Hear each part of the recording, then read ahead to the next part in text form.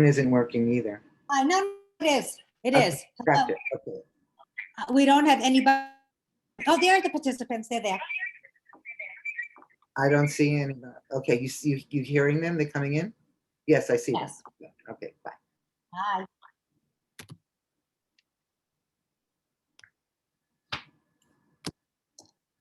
Everyone, my internet is not working, but I am Elise Ingber, Director of the Arts at the Jacobson JCC. So I'm thrilled to have you here with us today. Please use your chat function to ask questions of our author and support her.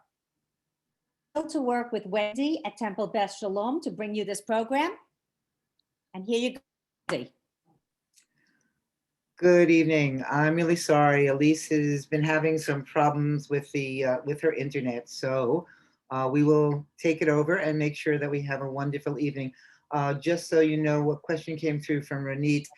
This is a webinar format. It's not a Zoom format, so you won't see yourselves and you won't be able to speak.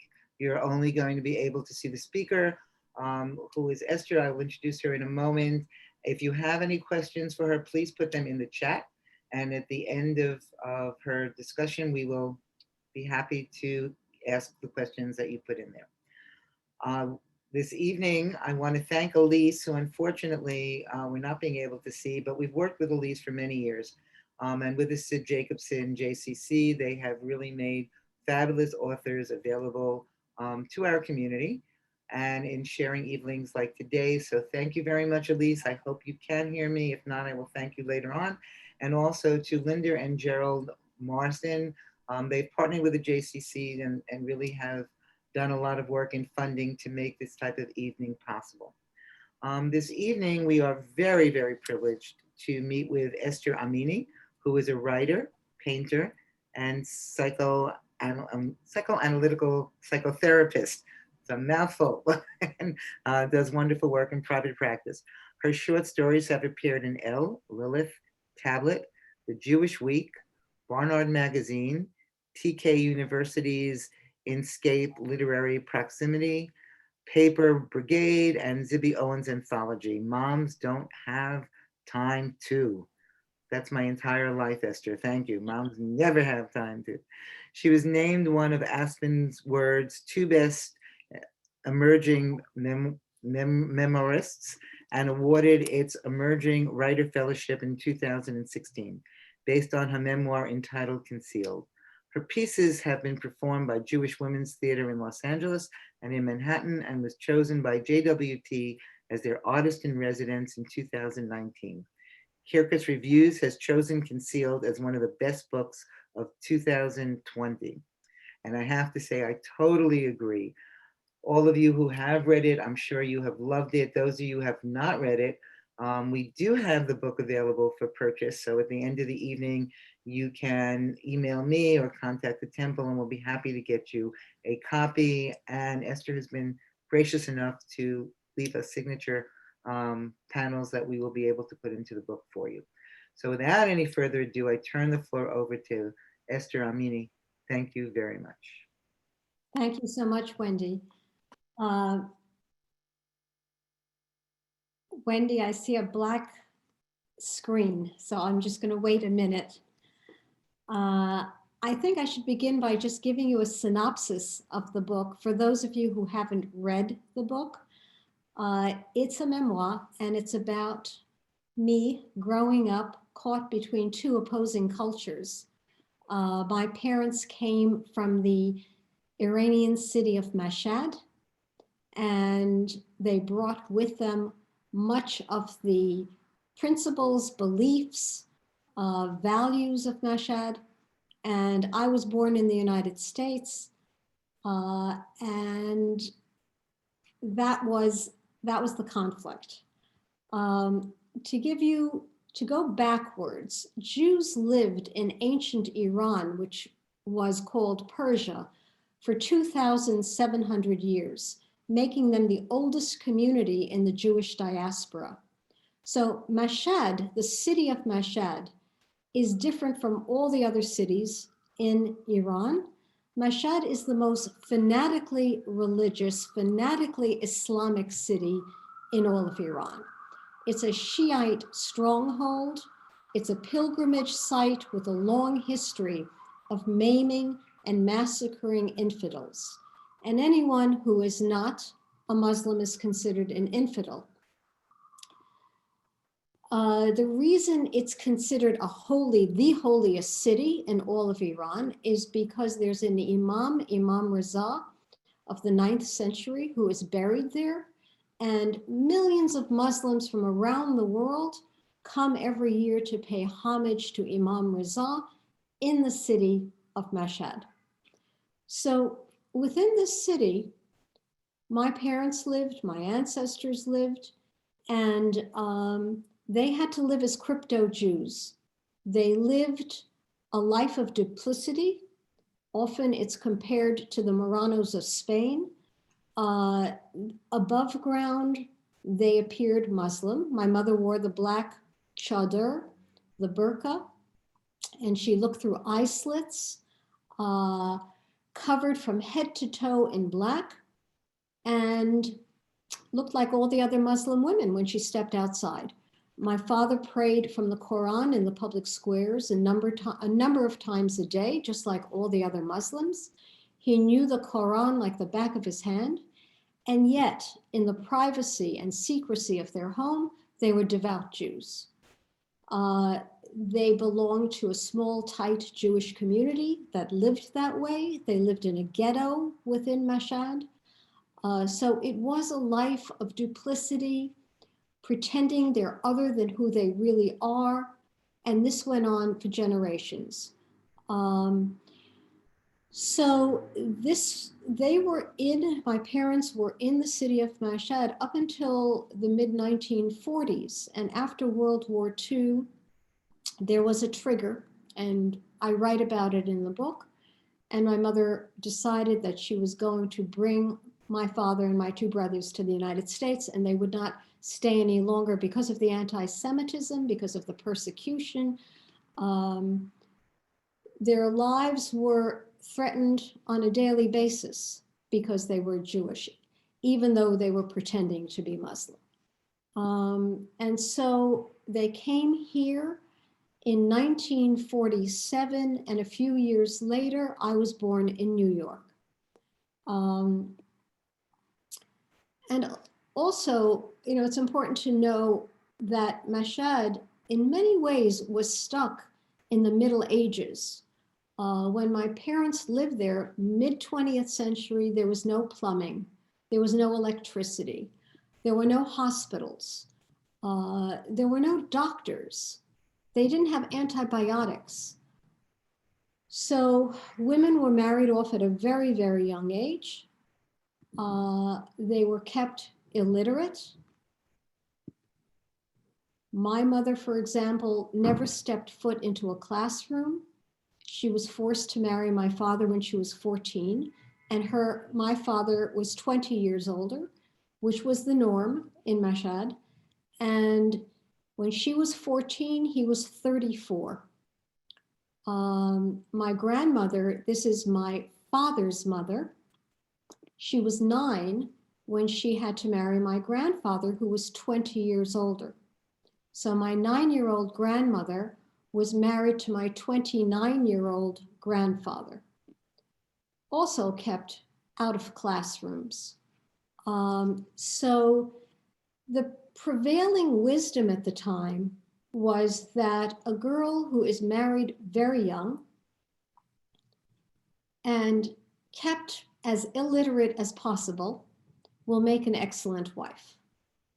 She'll adapt to her husband's family, and she will not have ideas and opinions of her own, and she'll be more deferential.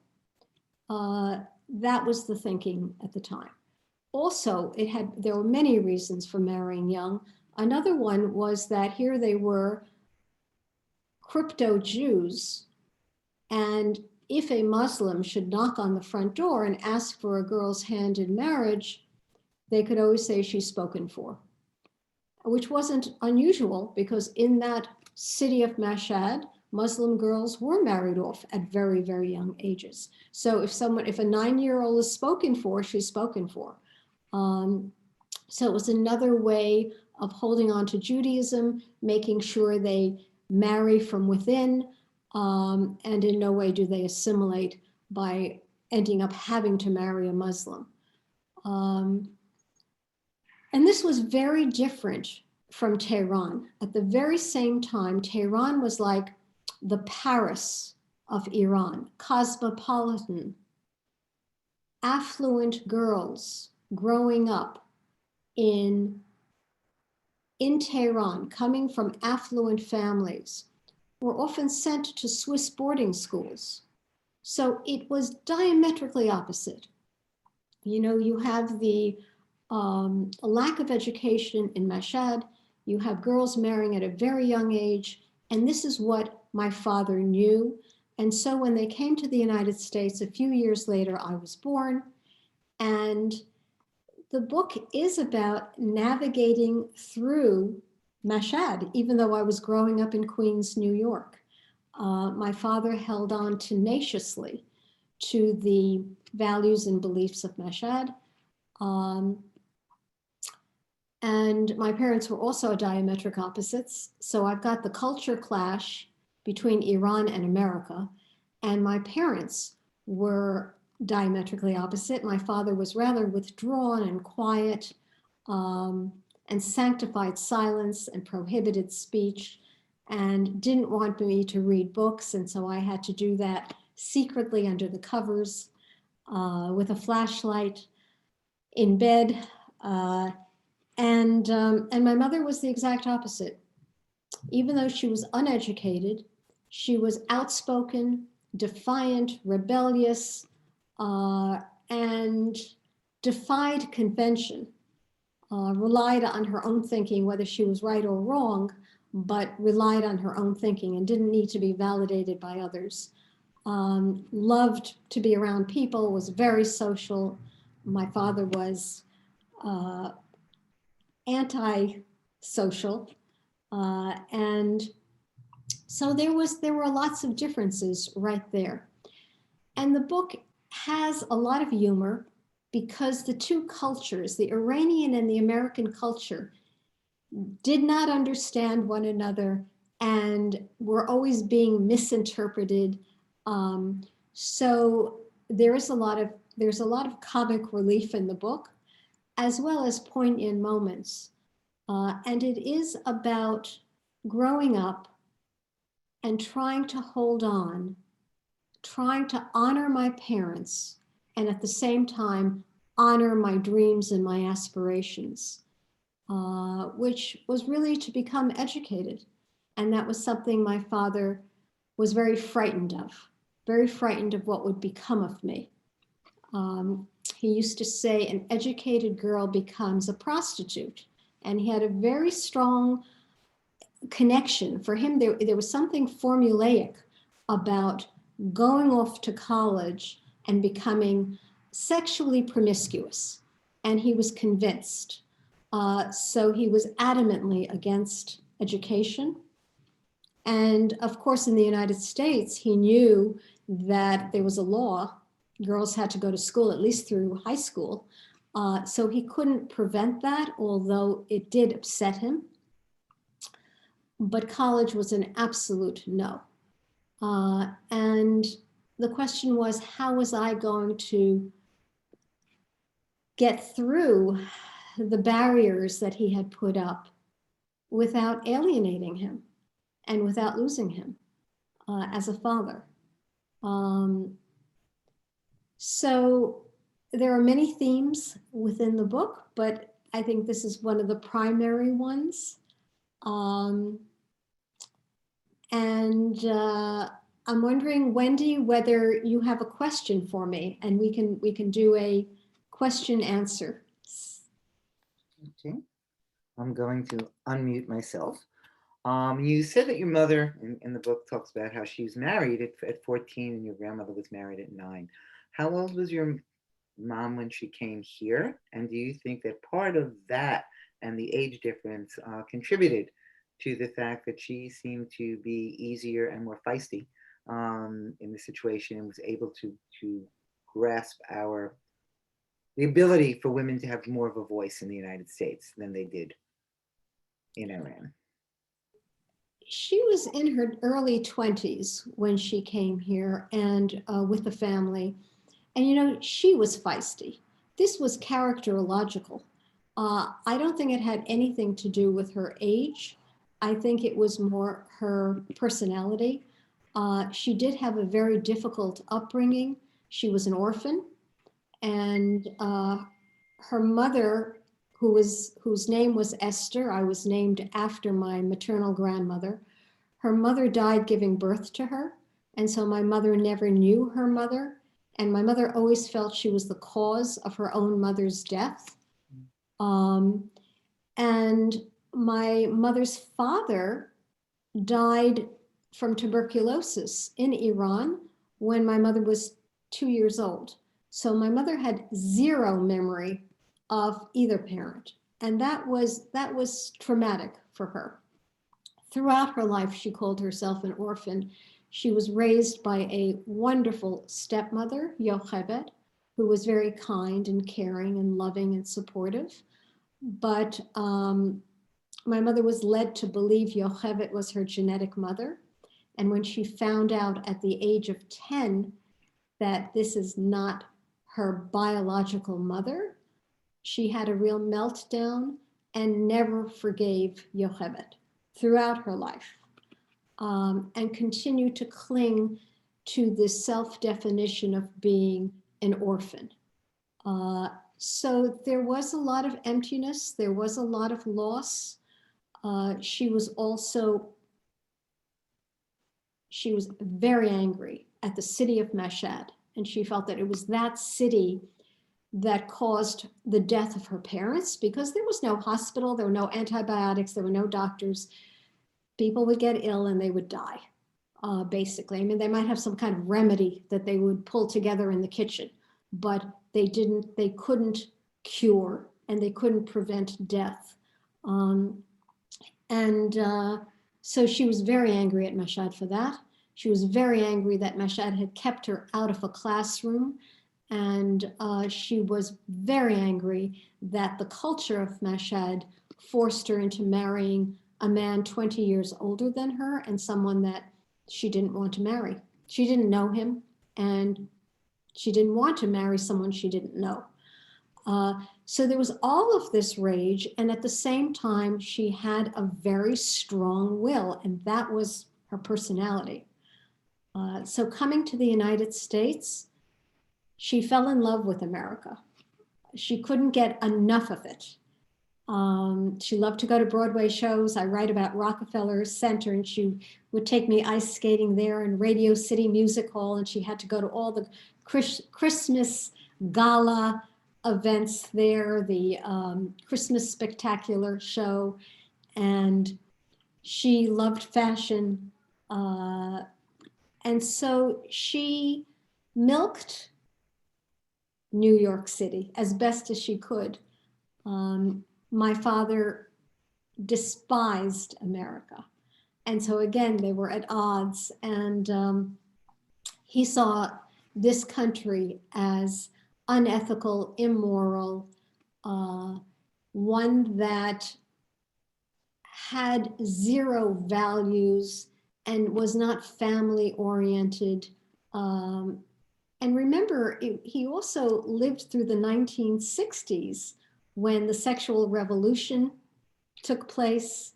Women had the pill, so they were sexually promiscuous. They felt comfortable to be.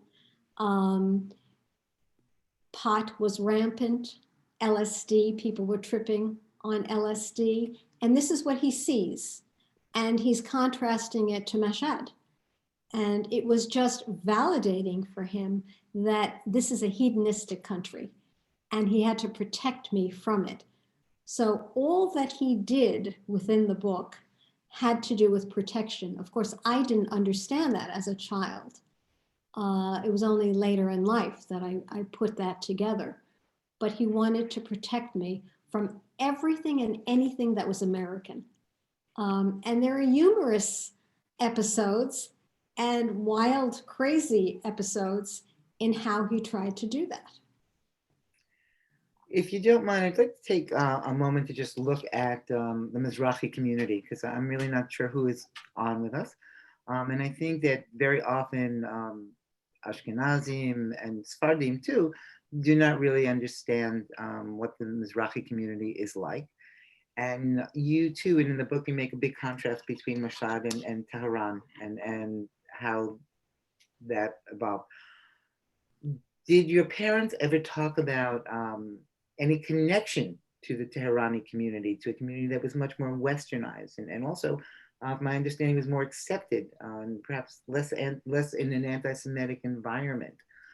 Did they have that connection? Did they ever feel compelled to, or were they able to make a transition? Coming to America is quite a transition, but going from Assad to Tehran, I believe, was as well. Were there ever those pressures, or feeling that they wanted to move into that area?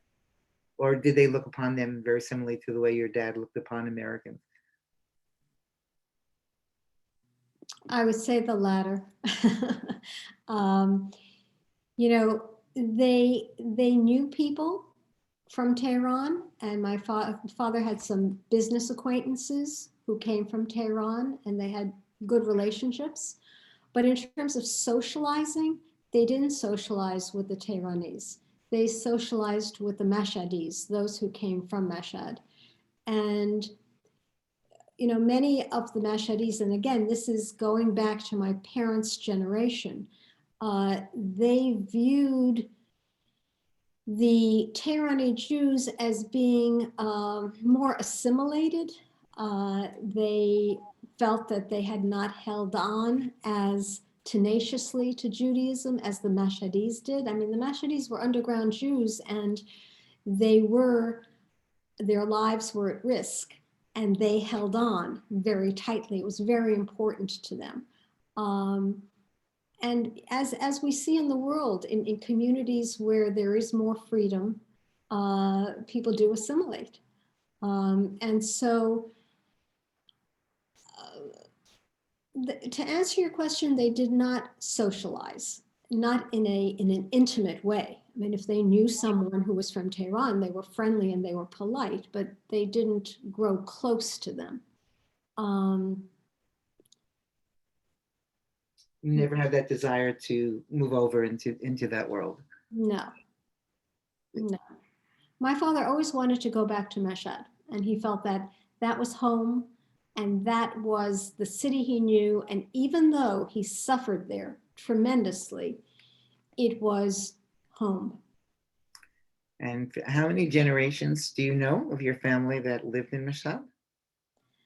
Well, I think the story goes that it was in the 1700s when Jews were asked from the city of Kazvin to come to Mashhad. So they came to Mashhad. This was Nader Shah, the king at the time was Nader Shah. He had built a treasury in Mashhad, and he asked a number of families from Kazvin, Jewish families, to come and live in Mashhad and protect the treasury. So that was the reason for the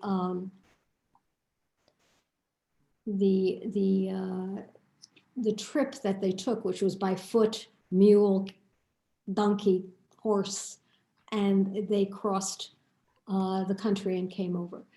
But in terms of generations, before even Mashhad, my family traces their lineage back to Persia, back to 2,700 years ago.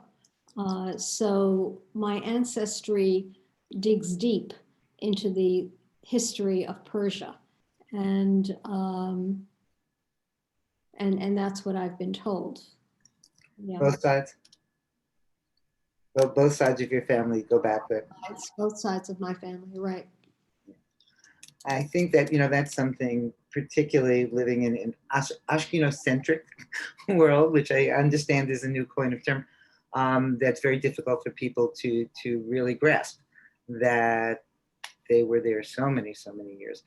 So you went on, bringing you back to the United States, and you went on to get incredibly advanced degrees and become a personal strong woman and a huge success. And how did you find that your community, not just your parents, because I think that they very much associated with the Mashad community on this side of the ocean, accepted what you were doing and encouraged your moving forward in a professional sphere and taking on these types of roles? Well, it's a hard question to answer because when I went off to college and from there on, I wasn't really part of the Mashadi community. And later, when I married my American husband, who's Ashkenazi, I became part of the Ashkenazi community, which we were always going to Ashkenazi synagogues. So I have to throw that in. But when I married my husband, we moved to Manhattan and we raised our children in Manhattan, attending an Ashkenazi synagogue. And the Mashadi community right now lives in Great Neck. The majority live in Great Neck. So since I'm not living in that community, it's hard to answer, how do they feel about who I've become and what I've done, because I'm not really living there. And in your, I happen to be a first generation American, and I come from a Holocaust survivor. And sometimes I do get the feeling that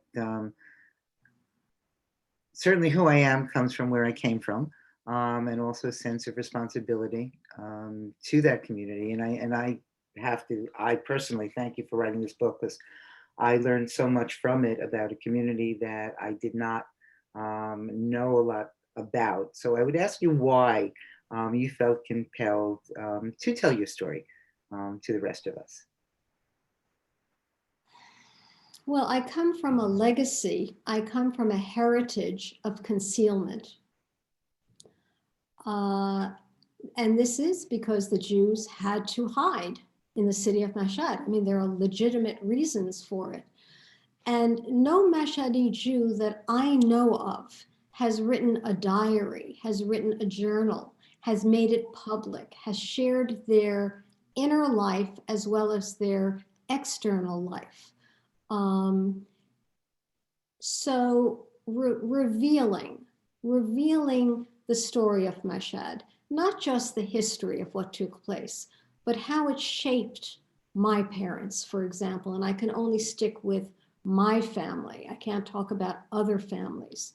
How it shaped my family, and how the city of Mashhad was transmitted through my family and shaped me, was speaking to me, even though here I am born in New York and growing up in New York, and yet I was always dealing with the voice of Mashhad in my head, because it was so pronounced in our home, especially through my father. So the need to write the story, because no one that I know has done that in an intimate, transparent way. The need to give voice to all the women who came before me, who were not able to read and write, certainly not able to tell their story through a book. And even the men who came before me, who were able to write, but it would be dangerous to write a memoir and let it be read by others when you're pretending to be Muslim. I mean, how can you tell your truth when your life is on the line? So it's giving voice to the men and to the women. I also feel I'm the bridge between my parents, who lived that crypto-Jewish life, and the next generation, that comes after me, which is our American children, who feel very, very American. and not wanting this story to die, and also wanting to thread that the story of the Jews from Mashhad and to thread it into the Jewish tapestry, because we haven't done that. There are historians who know about the Jews of Mashhad, but most people don't. And their story is valuable and courageous.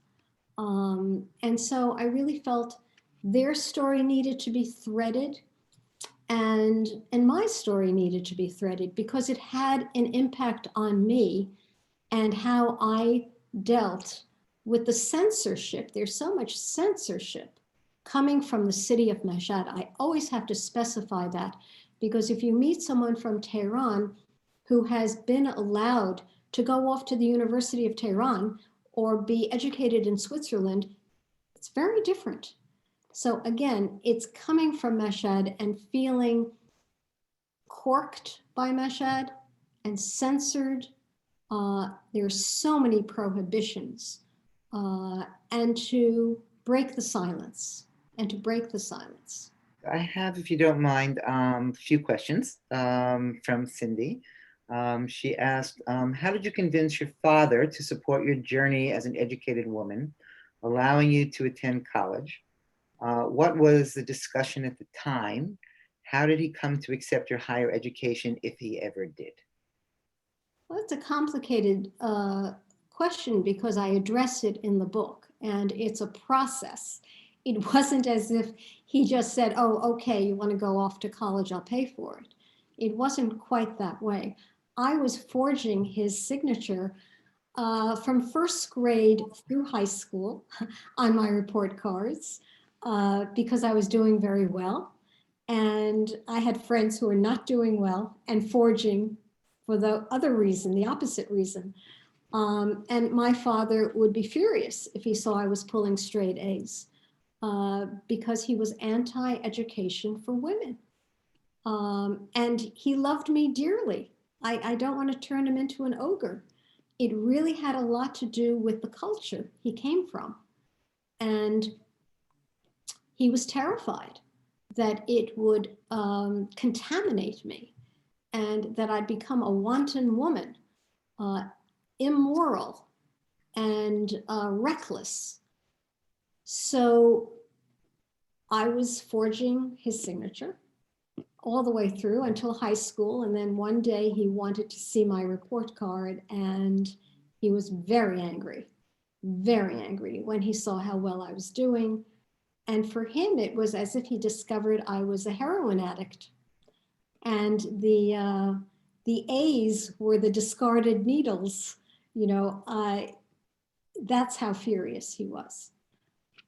So then later I was applying to colleges and I was doing it behind his back and I didn't know how I was going to pay for it. I was applying to private colleges.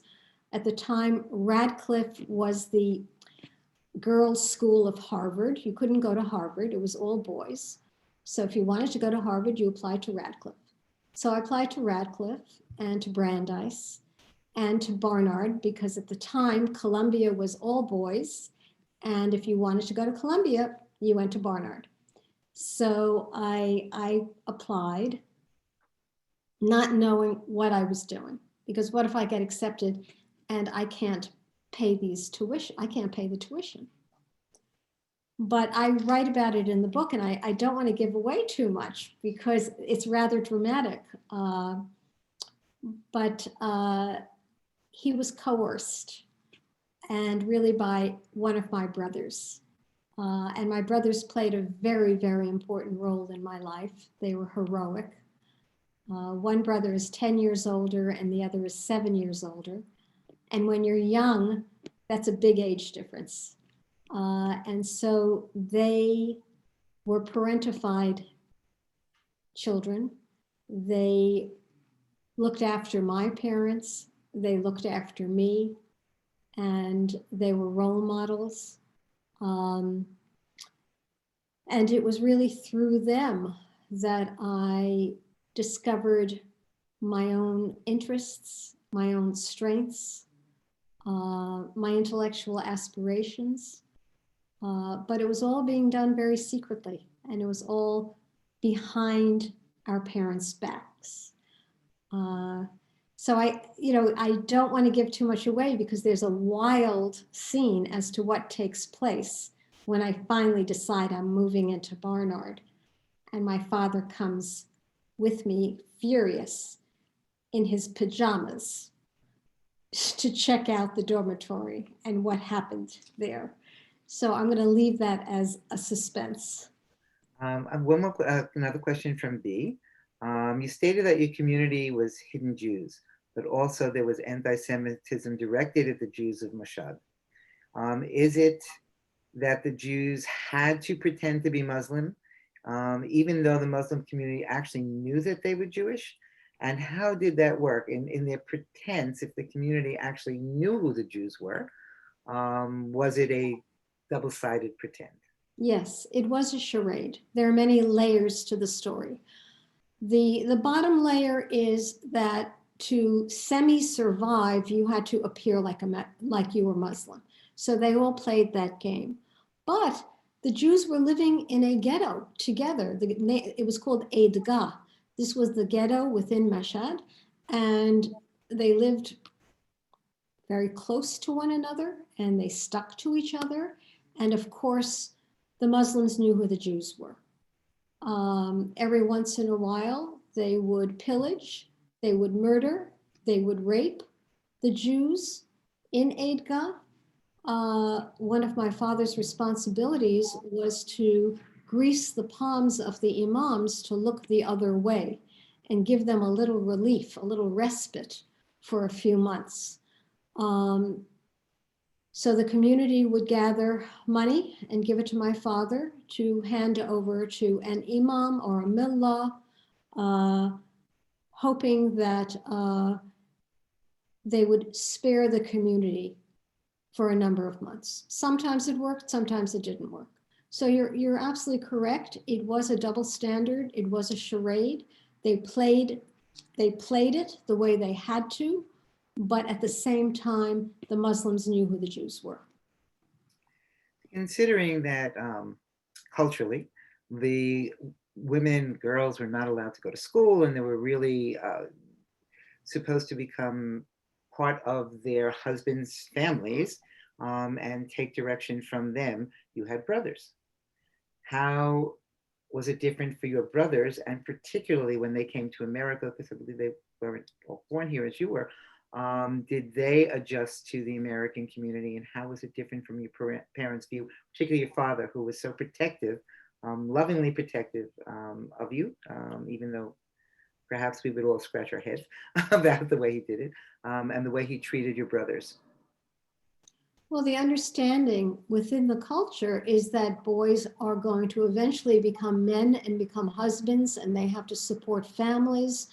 So in the United States, my father wasn't a big fan of education. My mother was. But he understood that the boys needed to be educated, and they needed to be they would be the breadwinners, the future breadwinners of their own families. So it was acceptable for them to work hard, and they did very well in school. They were excellent students, and to go off to college, get their degrees, have a profession. That my father understood, but he felt very protective of me, and he felt it's a different story for a girl. And he had a very strong belief, and again, it comes from Mashhad, that girls who develop their minds they become masculine. There was something about this idea that the brain is a masculine organ, and if you exercise it and develop it, you become more male-like. And then what man is going to really want you or like you?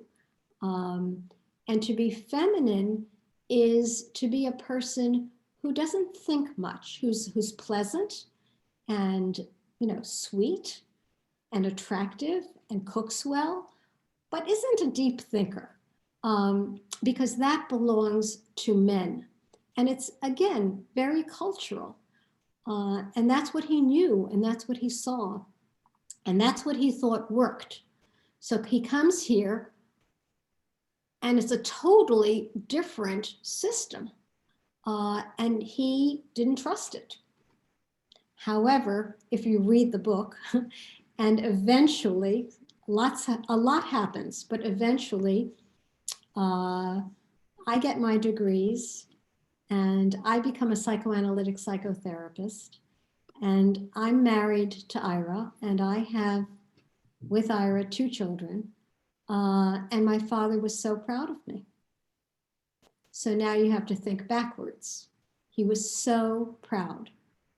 And he would loop arms with me when we would go to Persian weddings and introduce me to his friends, his peers, as Dr. Amini. I am not a doctor, so he would inflate it and make it even more. And that told me a lot, because I realized that all those years that preceded were years of protection. And he was so afraid of how I would come out the other end. And when he saw that I was wholesome and I continued to have the values that he hoped I would have, and that I carried on with Judaism, and I was dedicated to our family and loyal to my husband, and that I didn't turn into a prostitute, he was so proud of me. So that told me a lot. It was all fear of the outside world and how it would damage me. So I'm actually going to start winding down, but there are a couple of pertinent questions I would like to just put out. Somebody was asking, is there a community still in Mashhad today? Is there a Jewish community there? Okay, and if so, did your parents retain contact with the community there?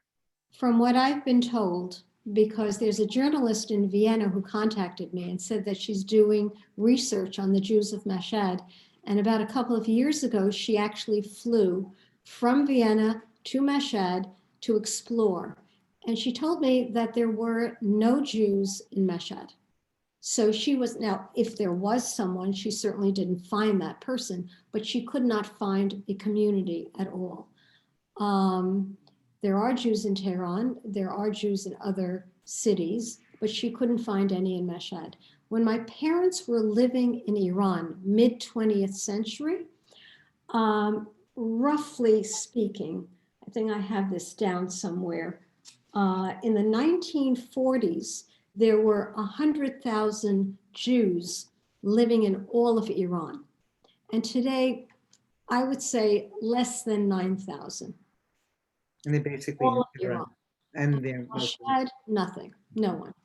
And the emigration out of Mashhad basically came to the United States, or did it also, my understanding, I believe there was a large amount that went to Israel as well? Well, there are many cities. There's a Mashhadi community in London and in Milan, Italy, in Hamburg, Germany, in Tel Aviv, in Jerusalem, I'm sure in other cities as well in Israel.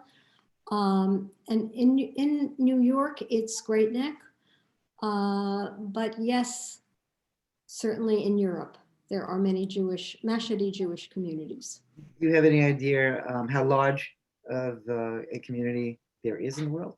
No, I don't. Okay. Well, thank you. I really can't thank you enough for writing this. And for those of you who haven't read it, I recommend it highly.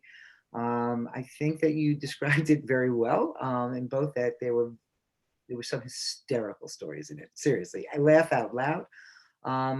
But it also tells a story of a family from a very poignant, beautiful way about how we can deal with challenges that come up and move forward. And it brings so much to light to me, certainly about the culture and the difference, and understanding that beneath all these differences, so much of what goes on is the same. regardless of the backgrounds that we come from. So I personally thank you for writing it. And for those of you that would like to order it, please, you can reach out to the Temple, or I will be happy to, if you send me, I'll send you a link. And we will get the book to you. And as I said, Esther was very gracious in that she made up these beautiful book plates that we will put in with her signature. And I highly recommend it as a good read and informative read. And please also support her. And thank you so very much for joining us. Thank you, Wendy. You know, I also want to throw in that it's also available on Amazon and on Barnes and Noble online. So however you choose to order it, just know that there are many different ways. And I also wanted just to mention those of you who have read Concealed and loved it, to consider giving it 5 stars on Amazon. And the reason being, Amazon will promote the books that get the most 5 stars. So assuming you loved it, think about giving it 5 stars. It's a way of launching it into the world. So thank you. So thank you very much. And I see Elise is back with us for a moment. She's holding up the book cover. I don't know if you can all see it. I'm sorry I didn't have a copy on me. But again, thank you so very much. And Elise, we're sorry we couldn't hear from you. It's always a delight to hear from you. And thank you for partnering with us. And we look forward to our next wonderful author talk. And again, Esther, thank you so much for joining us this evening. Thank you all, and thank you, Esther and Wendy. Thank you all. We hear you now. Okay, now, have a lovely night. Bye, everybody. Thank Goodbye. you. Bye-bye.